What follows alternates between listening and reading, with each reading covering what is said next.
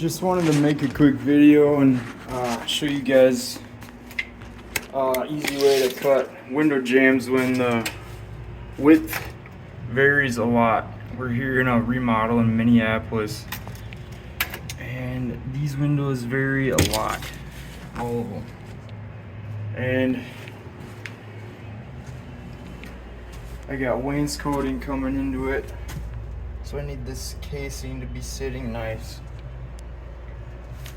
I don't know if you can see the gap there, but the framing where they furred this wall out, but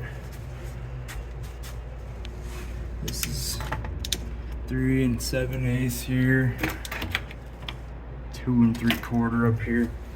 So one way to do it, what I'm doing, and I don't think there's a faster way, but just take all these boards. These are my jambs. It's just 1x6. Take the boards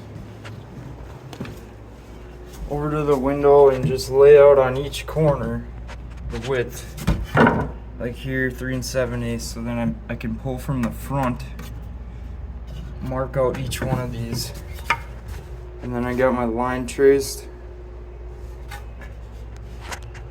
for each jamb. It's a little more time consuming than straight ones, obviously, but. And then you just come over here, track saw. Okay, I'm gonna set the phone down.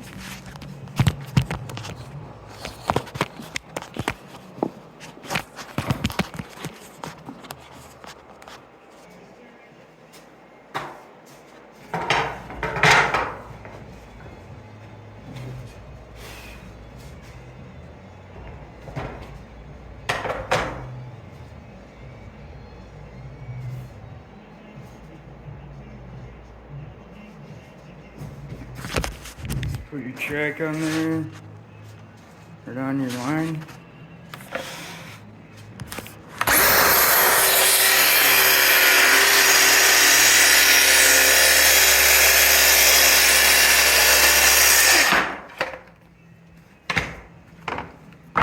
There's your freehand ripped window jamb. This one's for window number 3, bottom of window number 3.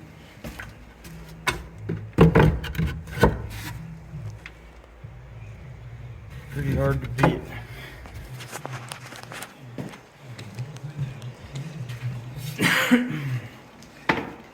That way you'll end up nice and flush at the front. You can still do your casing same as normal.